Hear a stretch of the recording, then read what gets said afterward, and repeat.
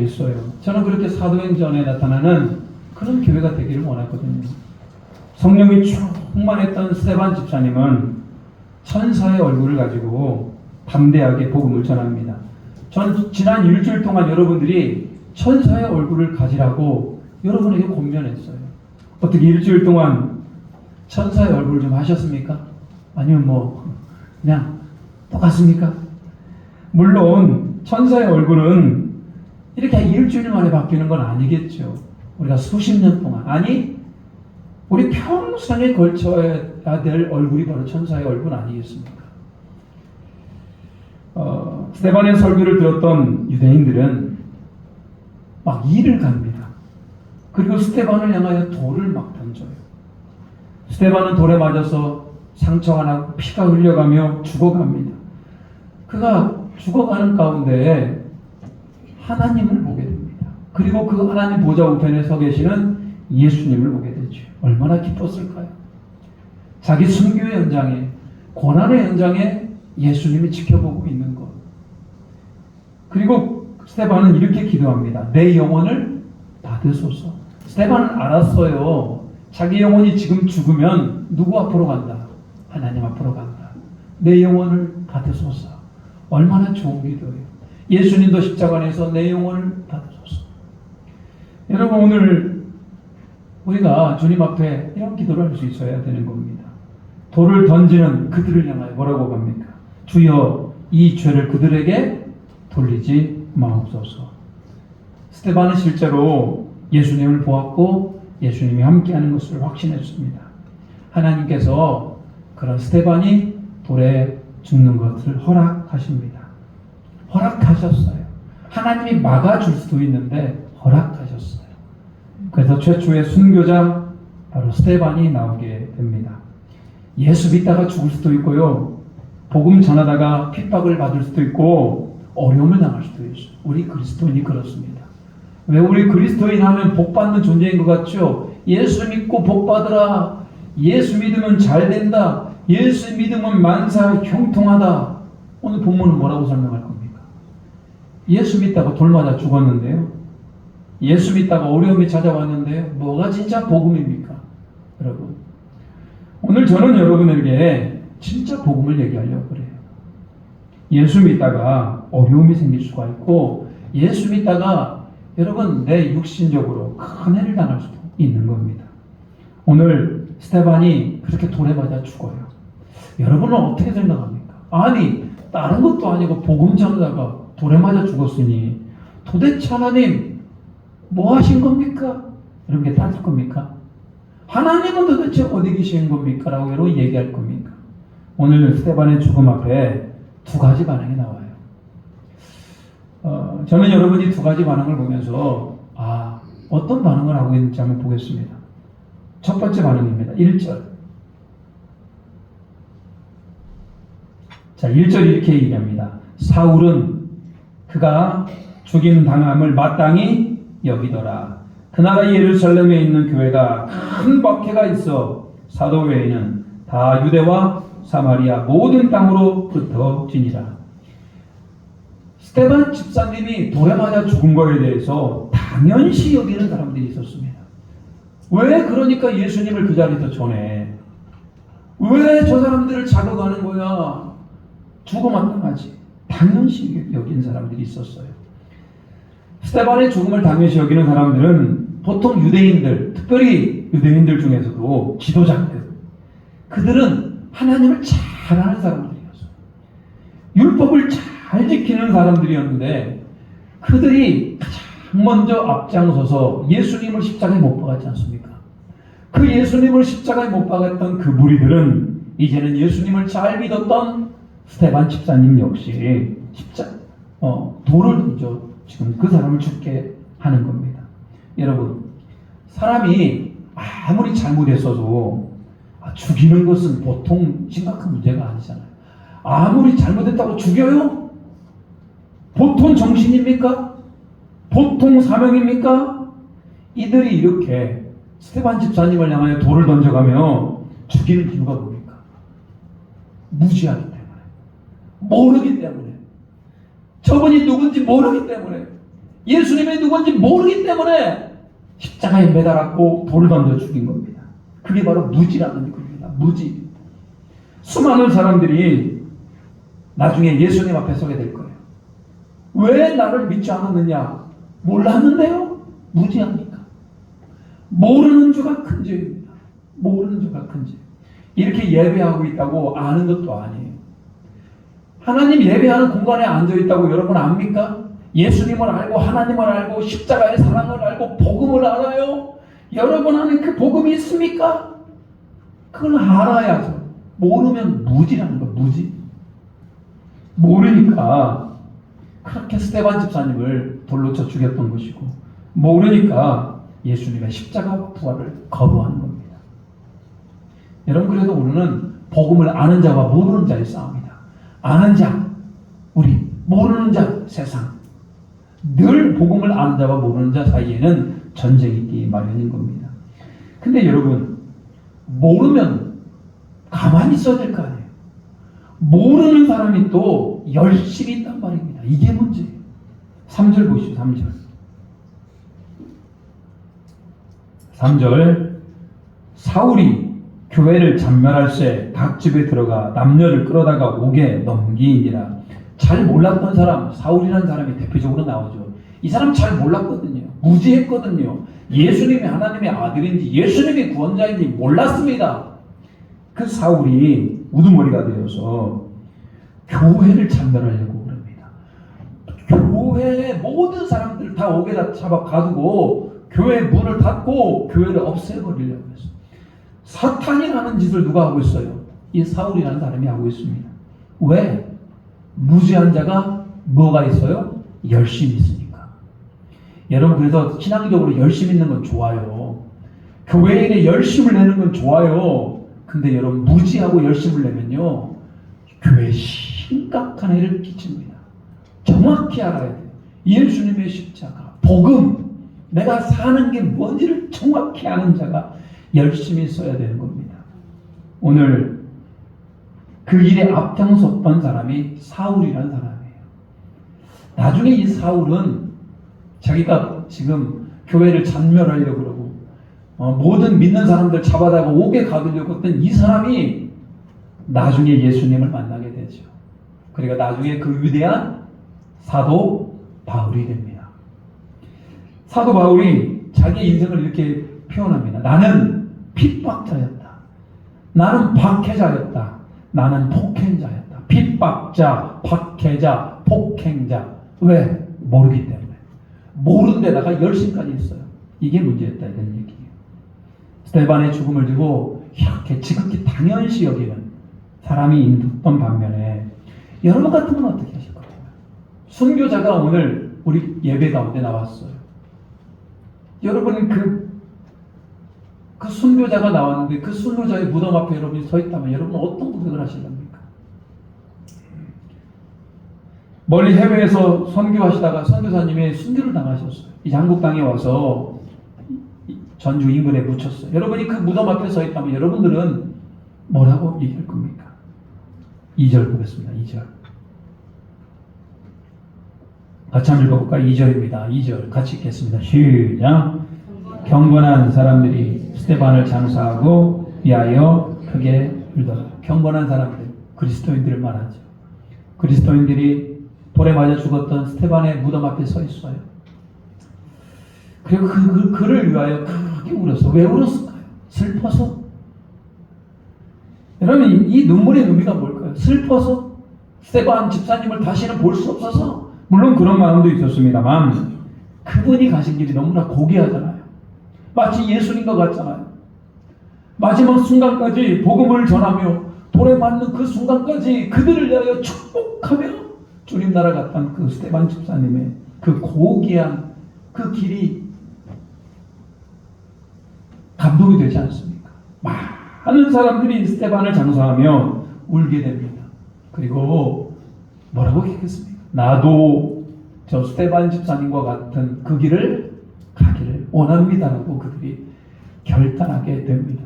여러분, 무섭나요? 막 복음이 전하는 그 자리 가운데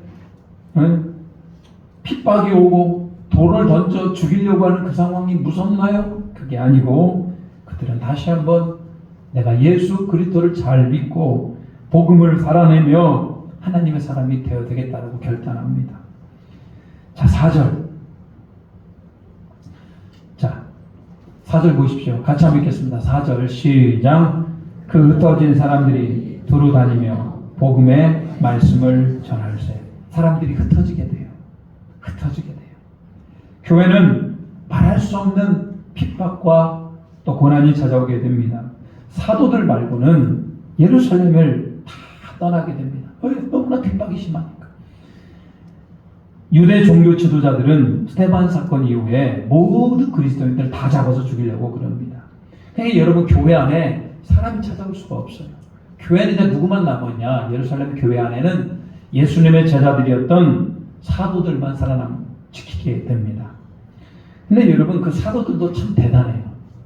불과 몇 달 전만 해도요. 예수님이 십자가를 지시고 끌려가실 때 모든 제자들이 예수님을 따라가지를 못합니다. 무서워서. 그 누구 하나도 예수님을 따라가지 못하다가 베드로라는 제자가 따라갑니다. 따라갔는데 결국은 예수님 십자가 처형 앞에서 그만 3번이나 예수님을 부인하게 되죠. 저주하며 부인하게 됩니다. 이게 제자들의 수준이었어요. 예수님을 따라가지도 못하고 예수님을 부인했던 그 제자들이 이제는요 끝까지 남아서 교회를 지킵니다. 교회를 지키다가 순교할 수도 있고 교회를 지키다가 고난을 당할 수도 있는데 오늘 사도들은 그래도 교회를 지켜요. 저는 여러분들이 우리 교회를 지킬 수 있는 끝까지 생명을 발휘할 수 있는 모든 우리 성도님들 되시기를 주님의 이름으로 축복합니다. 우리는 그런 자들이에요. 끝까지 남아서 교회를 지켜야 된다. 그런데도 많은 사람들은 예루살렘 교회를 떠나게 됩니다. 떠나서 뭐합니까? 흩어져 사람들이 돌아다니며 복음의 말씀을 전했다. 그들이 흩어졌다고 신앙생활을 포기한 게 아니에요. 흩어져서 자기들이 처한 곳에서 하나님을 떠나지 않고 오히려 더 열심히 스데반 집사님과 같이 복음을 전하며 그들이 하나님의 사명을 감당하게 되는 것들을 보게 됩니다. 그랬더니요, 스데반 집사님은 순교를 당합니다. 순교를 당해서 교회가 힘을 잃었잖아요. 순교를 당해서 예루살렘 교회가 약해졌잖아요. 그럼 손해 아닙니까? 아니에요. 손해가 아니에요. 8절. 이렇게 성경은 기록합니다. 자, 같이 보겠습니다. 시작. 그 성에 큰 기쁨이 있더라. 분명히 큰 핍박이 있었습니다. 고난이 찾아왔고 시련이 찾아왔고 어려움이 찾아왔고 죽음이 찾아왔어요. 근데 결론적으로는 큰 기쁨이 있더라. 결코 여러분 영적으로 퇴보하거나 후퇴하지 않았어요. 오히려 기쁨 가운데 그들이 복음을 전하는 것들을 보게 됩니다. 예루살렘 교회가 큰 핍박을 당할 때에 하나님 아무것도 안 한 것 같아요. 하나님, 스데반 집사님이 돌에 맞아 죽을 때 하나님 뭐 하셨어요? 예루살렘 교회가 저렇게 힘들어하는데 하나님 뭐 하셨어요? 여러분 따질 수 있습니다. 근데 여러분 그 핍박이 오히려 기독교 역사상 강력한 부흥의 역사가 일어납니다. 사탄은 자꾸 핍박합니다. 악한 세력은 자꾸 교회를 핍박해요. 근데 핍박하면 핍박할수록 교회가 부흥하고 번성하더라 이런 얘기예요. 봐봐요. 그 성에 뭐가 있다? 큰 기쁨이 있잖아. 왜? 복음이 전파되어지니까. 사도행전 1장 8절은 이렇게 전합니다. 오직 성령이 너희에게 임하시면 너희가 권능을 받고 예루살렘과 온 유대와 사마리아와 땅끝까지 이르러 내 증인이 되리라 하시니라. 오직 성령이 예루살렘 교회에 임하니까요. 권능을 받아요. 그러면 예루살렘을 벗어나야 될 거 아니에요. 예루살렘을 벗어나서 유대와 사마리아로 복음 들고 가야 될 거 아니에요. 근데 여러분 이들이 가지를 않아요.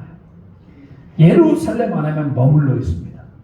그러니까 하나님께서 오늘 이 핍박이라고 하는 것을 또 이용하여서 활용하여서 핍박이 있으니까 예루살렘을 어쩔 수 없이 벗어나게 됩니다. 어디로 들어가요? 사마리아로 들어가고 유대 지방으로 들어가게 되고 이스라엘 넘어서 이방인의 나라까지 넘어가게 된 겁니다. 교회는 교회 중심의 생활, 신앙생활을 해야 되죠. 맞죠? 근데 여러분 교회 안에만 머물러 있으면 안 돼요. 우리끼리만 잘해보자 하면 안 됩니다. 여러분들이 교회를 뛰어넘어서 여러분의 지역 사회로 들어가야 돼요. 그래야 여러분은 우리가 영향력 있는 그리스도인이 될 수 있는 겁니다. 그래서 성경은 큰 박해가 오면 하나님 복음이 타격을 입을 것 같고 큰 박해가 있으면 그리스도인들이 적어질 것 같죠. 근데 성경은 역설적으로 큰 박해가 일어나는 곳에 오히려 하나님의 나라가 확장되어져 가는 것을 보게 됩니다. 참 대단해요. 이 복음의 능력이 어마어마해요. 그리스도인들을 잡아 누리면 누를수록 죽는 게 아니에요. 그리스도인들을 잡아 누리면 누를수록 이게 옆으로 튕겨 나갑니다. 이게 그리스도인입니다. 로마에 대박해가 일어납니다. 그리스도인들이 얼마나 많이 죽습니까? 십자가에 매달아 죽고요. 굶주린 사자굴에 던져버립니다. 그렇다고 로마 시대에 교회가 없어졌을까요? 그렇게 그리스도인들을 많이 죽였는데 그러면 교회가 문 다 닫고 교회가 없어져야 될 거 아니에요. 근데 여러분 그리스도인들이 세상에 갈 곳이 없잖아요. 그러니까 어디로 들어갑니까? 땅 속으로 들어가 버립니다. 땅 속에 들어가서 시당 공동체를 만들어요. 그리고 여러분 땅 속에 들어가서 10년, 20년을 살은 게 아니에요. 200년, 300년을 살아버립니다. 200년, 300년을 땅 속에 살아버려요. 그러고 난 뒤에 여러분 거기에서 아이도 낳고 결혼도 하고 아이도 낳고 죽고 여러분 그런 삶을 살다가 기독교가 나중에 어떻게 된 줄 아십니까? 그 땅 속에 있는 그리스도인들이 나중에 다 올라오게 됩니다. 로마라는 전체 사회가 기독교를 자기의 공식 국교로 인정해버려요. 로마가 완전히 기독교에 뒤집어져 버립니다. 아니 그렇게 핍박했는데 여러분 우리 그리스도인이 바로 그런 겁니다. 중국에서도 그런 일이 일어납니다. 공산당이 얼마나 기독교를 핍박을 많이 하냐. 교회에 불을 지르고요. 이 홍위병들을 앞세워가지고 성경책을 불태우고 그리스도인들 잡아다가 감옥에 가두고 그랬습니다. 중국의 교회가 없어졌을까요? 이거 웬걸. 물론 중국 교회가 인정하는 삼잡교회가 있었습니다만 복음을 순수하게 전하지를 못해요. 중국 공산당의 눈치를 봐야 되기 때문에. 중국에 이런 순수 기독교가 없어진 줄 알았어요.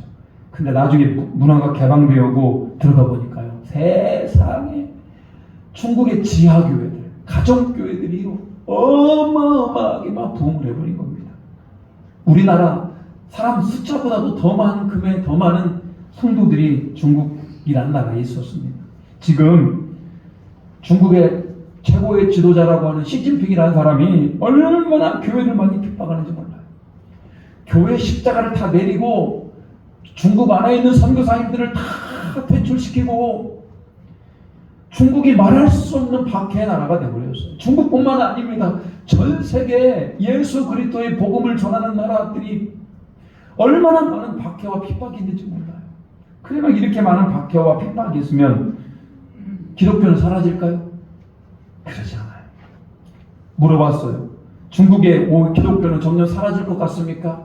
아니라는 거예요. 그러면 그럴수록 박해가 되면 클수록 핍박이 크면 클수록 기독교는 여전히 뭐한다? 생명력을 가지고 존재하고 더욱더 확장되어져감을 믿으시길 바랍니다. 여러분 그게 우리의 복음이에요. 복음이 나약합니까? 복음이 힘이 없어요? 그러지 않아요.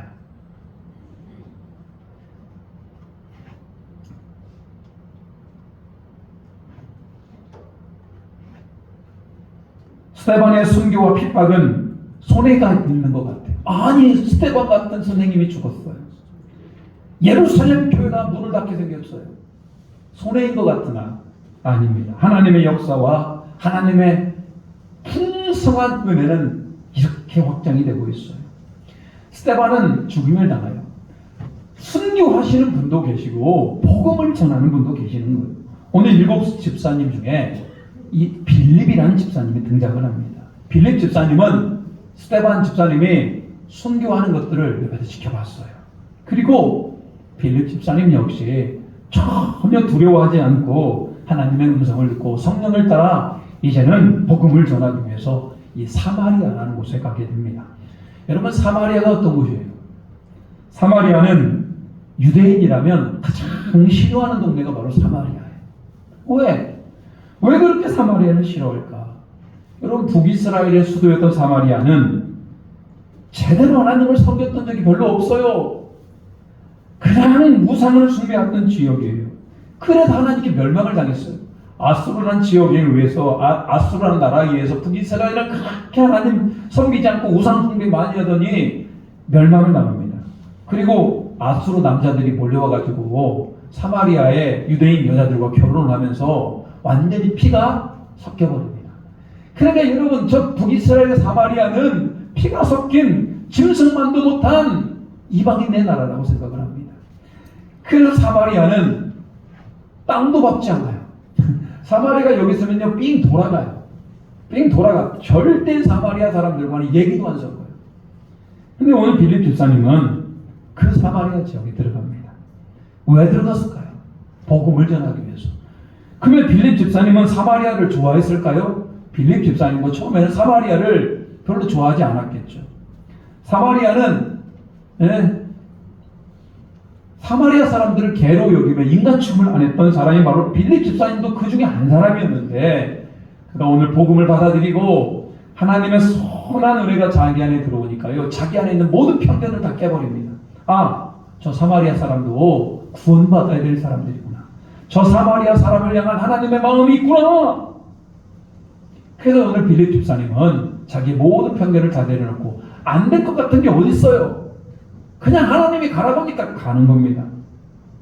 우상을 숭배했던 혼탁한 지방이었던 그 사마리아에 들어가서 이제는 빌립 집사님은 복음을 전하게 됩니다. 6절 보십시오. 6절. 결과가 어떻게 되는지 보겠습니다. 사마리아 지역에 개로 여겼고 인간 취급도 안 했고 영적으로 매우 아둔한 지역이었던 이 사마리아 지역에 어떤 일이 일어났는가? 6절입니다. 6절 시작. 무리가 빌립의 말도 듣고 행하는 표적도 보고 한 마음으로 그가 하는 말을 따르더라. 아멘. 예루살렘 교회는 힘을 잃어가고 예루살렘 교회는 핍박에 의하여서 흩어지게 되지만 사마리아 교회는 복음이 들어가게 되고 거기에 교회가 세워지게 되고 많은 사람들이 주님 앞에 돌아오게 돼요. 그리고 큰 기쁨이 사마리아에 함께하는 것들을 보게 됩니다.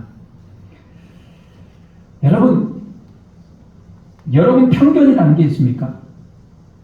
저 사람은 예수 못 믿을 거야. 이러고 저 사람은 예수 못 믿을 거야. 아니, 저 사람은 예수 믿어도 안 변할 거야. 여러분, 그게 여러분 생각입니까? 하나님 생각입니까? 여러분, 우리 안에 그런 편견이 있어요. 나는 안 될 거야. 우리 교회는 안 될 거야. 저 사람은 예수 믿어도 안 변할 거야. 근데 저도 그런 편견을 가지고 있던 사람이기도 해요. 왜? 인생을 살아보니까 저런 사람은 잘 안 변하더라, 이런 데이터를 갖고 있어요. 인생을 살아보니까 저 사람은 예수 안 믿을 거라, 이런 데이터를 가지고 있어서 우리는 미래 진작에 판단합니다. 그리고 그것이 굉장히 잘 들어맞기도 해요. 그러면 우리 빌립 집사님은 뭐하게 사마리아로 갑니까? 아니죠.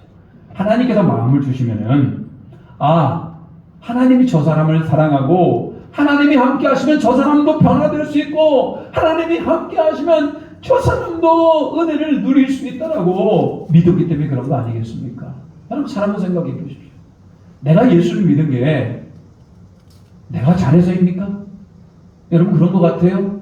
내가 오늘 이렇게 하나님 앞에 예배하고 찬양하는 게 여러분들이 잘나고 뛰어나서입니까? 그러지 않아요.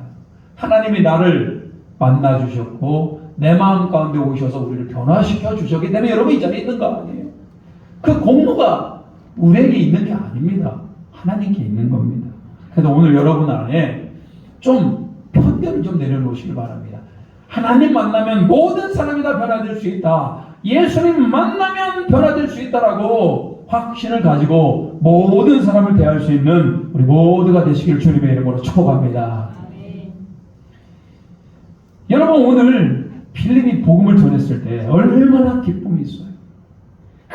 큰 박해가 있었고 큰 핍박이 있었는데 한쪽 마음 한켠에서는 큰 기쁨이 일어나는 겁니다.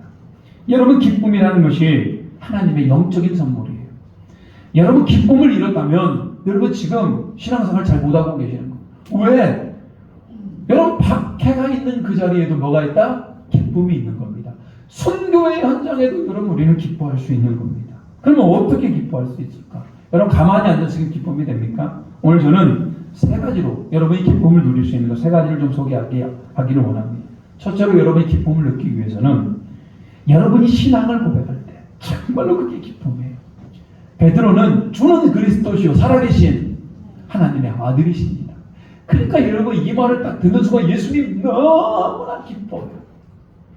여러분, 예수님이 기뻐할 수 있다면 우리 안에 계신 성령님, 우리 안에 계신 예수님 또한 뭐한다? 너무나 기뻐할 수 있는 거예요.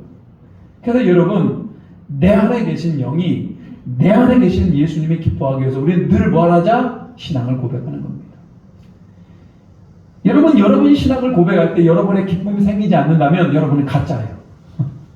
저는 분명히 얘기합니다. 여러분이 신앙을 고백하는데 여러분 안에 기쁨과 아무런 느낌이 없다? 가짜다. 잘 한번 생각해 보십시오. 예수님은, 여러분, 여러분과 저는 죄를 갖고 이 땅에 태어났잖아요. 이 죄 문제를 해결하지 않고는 절대 구원받을 수 없어요. 그건 확실해요.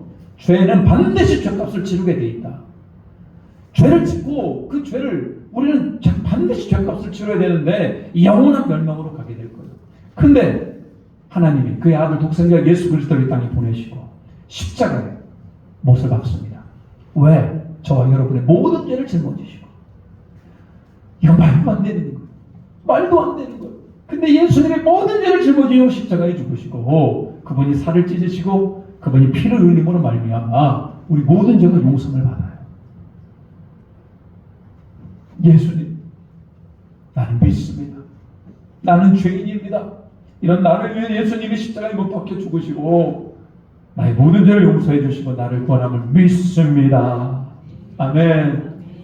여러분, 이렇게 신앙을 고백한다면 이제 내 안에 오시어서 나의 주인 되어주시고 나의 영원한 기쁨이 되어져 달라고 여러분 이렇게 신앙을 고백하신다면 여러분 안에 기쁨이 막 넘쳐나요. 한번 해볼까요? 예수님, 나는 죄인입니다. 나를 위해서 십자가에 죽으심을 나는 믿습니다. 내 안에 오셔서 주인 되시고 내 삶을 인도하소서. 예수님의 이름으로 기도합니다. 아멘. 여러분, 이런 고백을 날마다 하시라고. 이런 고백은 날마다 예배 때마다 여러분이 걸어가는 순간마다 여러분이 이렇게 십자가를 고백할 때 우리 안에 큰 기쁨이 있어요. 환난이 오고 어려움이 찾아오고 선교의 현장 가운데에서도 이 복음의 진리는 변하지 않습니다. 그런가 하면요, 여러분이 예수 모르는 자를 위해서 전도했을 때 그렇게 기뻐요. 예수 모르는 자들 위해 전도하고 기도하고 그 사람에게 사랑을 베풀어 줄 때 그렇게 기뻐요. 여러분, 전도하다가 핍박을 받으면요 기분이 좋아요. 이상하죠? 내가 전도했는데 저 사람이 막 핍박을 해. 그럼 기분이 나쁜 게 아니라 기분이 좋아요. 내가 예수님의 이름으로 뭐 하다가 핍박을 받았구나. 나도 이런 핍박을 받았구나. 예수님은 더 많은 핍박을 받았고 스데반 집사님은 순교를 당했는데 미천한 나가 전도하다가 핍박을 당하는구나. 얼마나 기쁜지 몰라요. 여러분, 전도는 해도 그만 안 돼도 그만이 아니고 오늘 여러분 우리 안에 영적인 기쁨을 누리기 위해서 여러분이 늘 전도하고 또 복음을 전할 수 있는 우리 모두가 되시길 주님의 이름으로 축복합니다. 마지막으로요, 여러분이 기쁨을 느끼기 위해서는요, 여러분이 기도할 때가 있습니다. 기도할 때. 특별히 나를 위해서 기도하는 것이 아니라 다른 사람을 위해서 기도할 때. 참 기뻐요, 이게. 나를 위해 기도하는 것보다 다른 분들을 위해서, 성도들을 위해서 기도할 때 왜 그렇게 기쁜가 몰라요. 왜? 그게 주님의 마음이라고 생각이 들어요. 내가 잘 되는 것보다도 다른 사람을 위해서 더 잘 되는 걸 기뻐할 수가 있고 내 기도 시간보다도 우리가 다른 사람을 위해서 기도하는 시간이 더 많아지면 많아질수록 내 안에 예수님이 기뻐하시기에 우리 안에 기쁨이 넘쳐나는 겁니다. 오늘 여러분들에게 오늘 스데반과 빌립의 집사님을 함께 나누었어요. 참 이분들이 고난당하고 있고 어려움을 당하고 있어요. 그렇지만 여러분들이 스데반 선생님은 돌에 맞으면서 천사와 같은 얼굴을 했고, 오늘 빌립 집사님은 어렵고 힘든 가운데 복음을 전했을 때 큰 기쁨이 그 자리 가운데 함께 했습니다. 오늘 여러분이 복음을 전하는 그 자리가, 신앙을 고백하는 그 자리가, 기도하는 자리가 큰 기쁨이 되시기를 주님의 이름으로 축복합니다. 환난과 어려움과 고난을 이겨낼 수 있는 영적인 내공과 영적인 힘이 여러분과 함께 하시기를 주님의 이름으로 축복합니다. 결단하겠습니다. 우리 아버지 사랑을 노래하며 우리 그리스도 앞에 더욱더 가까이 가시길 바랍니다.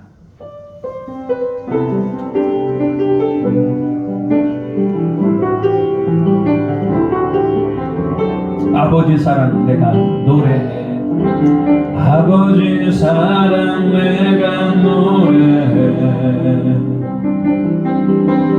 아버지 은혜 내가 노래해.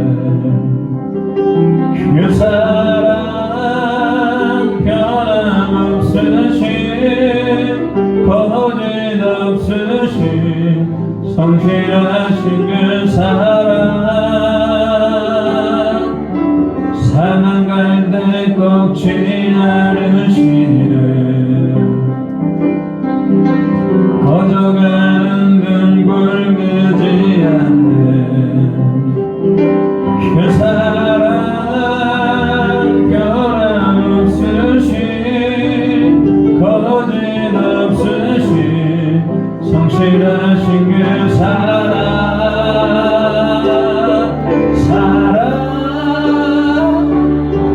그 사랑, 날 위해 죽으신, 날 위해 다시 사신 예수 그리스도, 다시 오실 그 사랑, 죽음도 생명도 천사도 하늘의 악한 권세도 끊을 수 없는 영원한 그 사랑, 예수 그 사랑, 그 사랑,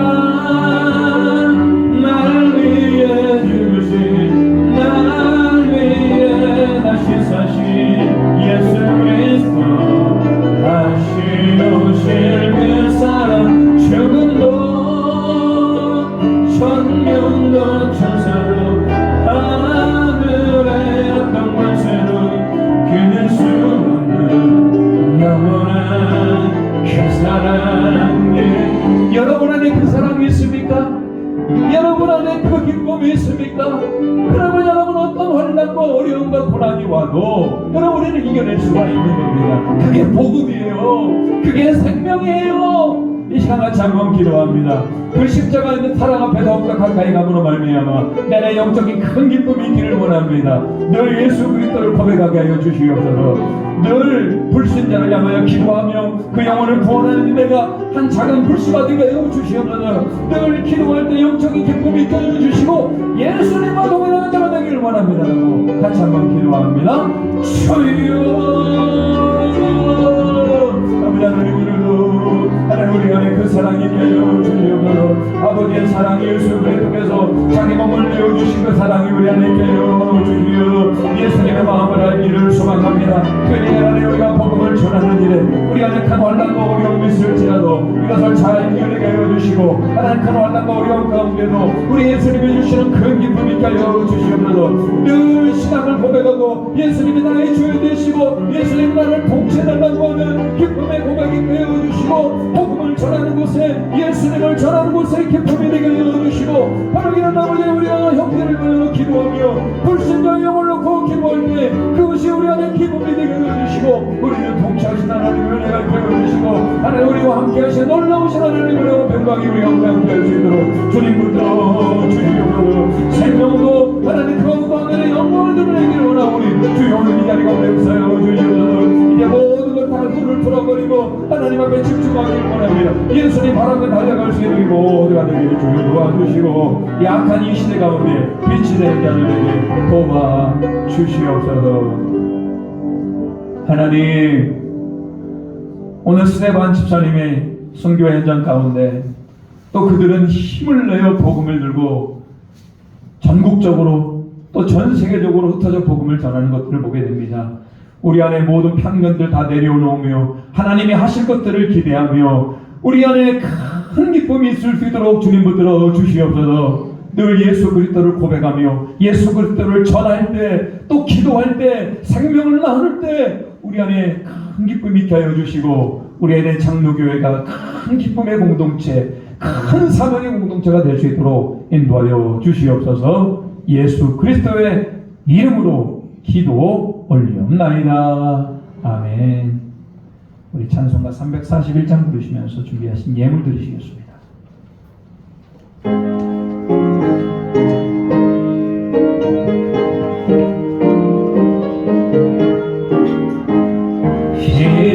십자가를 내가 지고 주를 따라갑니다.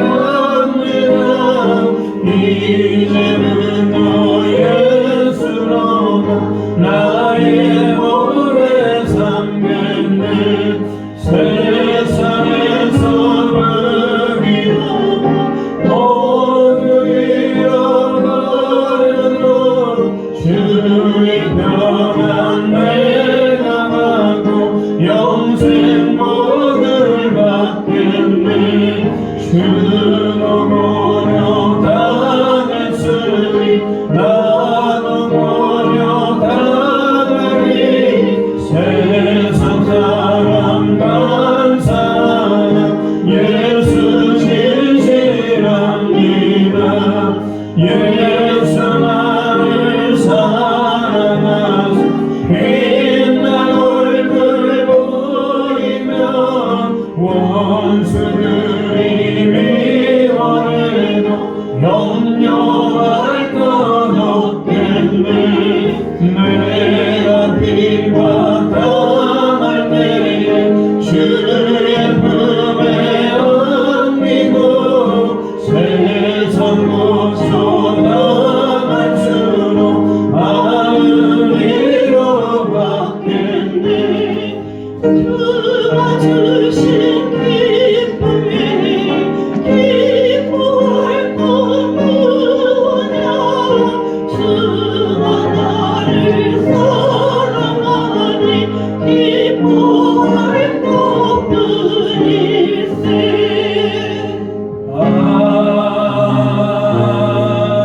아멘. 기도합니다. 하나님, 오늘 예수님이 십자가를 지고 가며 우리도 그 주에 따라가기를 소망합니다. 오늘 큰 환난과 어려움과 고난과 박해 가운데 있을지라도 우리 예수님 때문에 복음을 전하는 것으로 말미암아 내가 구원받은 것으로 말미암아 큰 기쁨이 넘쳐나는 우리 모두가 되게 도와주시옵소서. 하나님, 모든 물질이 하나님께로부터 왔음을 고백합니다. 하나님, 소득의 11조를 구별해드리며 감사 제목을 담아 감사 예물로 복음의 확장을 위해 선교연금으로 주일 주정금금 또 일천 번제와 각종 목적을 담아 하나님 손에 올려드리오니 이 예물이 하나님 나라를 확장하며 하나님 기뻐하는 일에 잘 쓰여지게 주님 도와주시옵소서. 하나님, 특별히 하나님 예물 드리는 손길 위에 하늘의 신령한 은혜로 땅의 기름진 만나를 더하시고 이 예물을 가지고 하나님 더 많은 하나님 일을 감당할 수 있도록 주님 붙들어 주시옵소서. 영혼이 잘되고 범사가 잘되고 강건한 은혜를 허락하여 주시옵소서. 예수 그리스도의 이름으로 기도 올리옵나이다. 아멘. 자, 오늘 교회 소식을 전하도록 하겠습니다.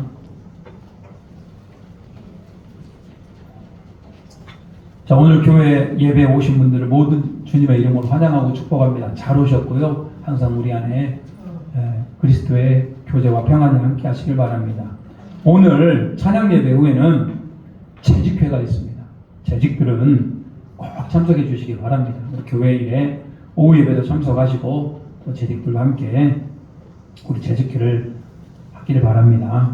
권사회에서요, 매 여름마다 우리 어르신들에게 삼계탕을 대접합니다. 보통 어르신 기준은 70세 이상입니다. 7월 27일, 정확히 날짜를 기억해 주시기 바랍니다. 7월 27일 어르신들은 우리 권사회에서 대접을 하니까요, 원래 계획은 점심 때 교회에 오셔서 들으기라고 했는데 그것보다는 배달을 해드리는 것이 더 낫다라고 판단이 듭니다. 권사회에서 각 가정으로 배달해 드린다고 그러니까요. 어차피 다 못 드시고 또 싸가시는 분들이 많아가지고요. 교회에서 이렇게 삼계탕을 해서 집으로 배달해 드린다고 그럽니다. 아, 이날은 삼계탕 먹는 날이구나. 이날은 좀 힘을 좀 내야 되겠구나. 이렇게 생각하시면 됩니다. 어르신들은 다음 주, 이번 주 말고요. 다음 주 7월 27일 날 우리 삼계탕 대접하는 그날을 기억하시기 바랍니다. 교육부 여름성경학교가 8월 3일에 있습니다. 성도님들의 관심과 기도 부탁드리고요. 우리 아이들이 어려서부터 하나님 잘 믿을 수 있도록 꼭 기도해 주시기 바랍니다. 중요합니다. 전교인 수련회. 저는 이거 하면서도요, 정말 기대함을 하고 있습니다. 8월 15일 날 교회 본당에서 오전 10시부터 밤 10시까지 하루 종일 그냥 하나님 한번 묵상해 보자고요. 하루 종일 십자가를 한번 바라봅시다. 하루 종일 바라보다 보면은 여러분 안에 놀라우신 은혜와 평강이 있을 거라고 생각이 듭니다. 저는 에덴 장도교에 와서 가장 제 마음을 많이 쏟는다고 생각합니다. 그 어느 때보다도 가장 많은 기도와 마음과 정성을 모아서 이 손회를 준비하고 있어요. 여러분은 어떻게 다가올지 모르겠는데 저는 여러분들을 지도하는 목사역장으로서 그렇게 준비하고 있으니 시간 다 비워두시고 이날은 내가 그냥 병원에 입원하듯이 영적으로 입원해야 되겠구나 생각하시고 동참하는 은혜가 있기를 바랍니다. 놀라운 은혜가 있을 것입니다. 아멘. 자, 우리 옆 사람과 인사하도록 하겠습니다. 일어나서 인사하겠습니다. 자, 당신 안에 큰 기쁨이 있기를 소망합니다.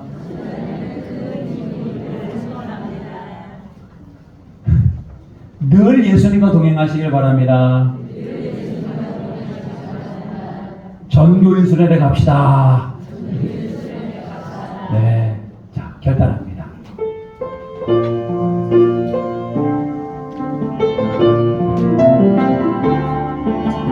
성축해 내 영혼 주님을 찬양할지어다. 성축해 내 영혼 내 영혼아 거룩하신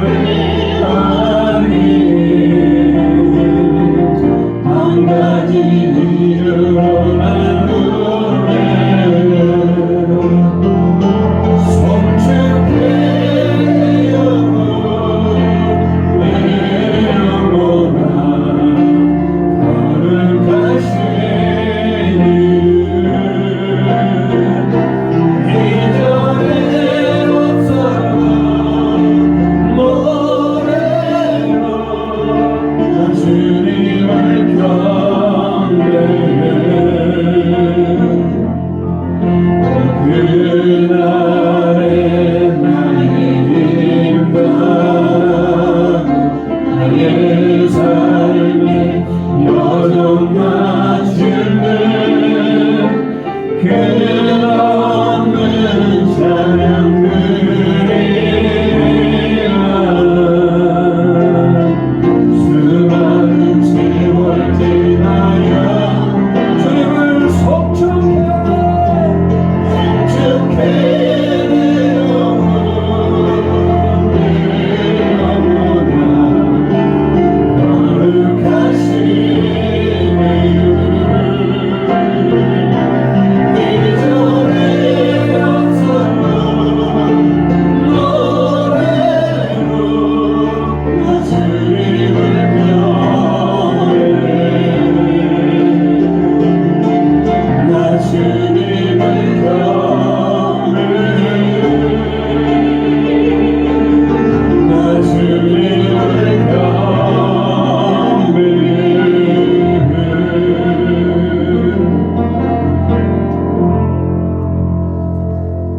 우리 주 예수 그리스도의 은혜와 우리 하나님의 한없는 사랑하심과 성령님의 강함과 감동 깨닫게 하는 은총이 오늘 예수 그리스도의 복음을 알고 어떤 환난과 어려움 가운데에서도 기쁨을 잃지 않으며 복음을 전하며 하나님의 나라를 이루기를 결단하는 고개 숙인 모든 에덴의 성도들 위에와 예배하는 자들 위에 그 가정과 일터와 그 사업 위에 그 비전 위에 이제부터 영원토록 함께 하시기를 간절히 축원하옵나이다. 아멘.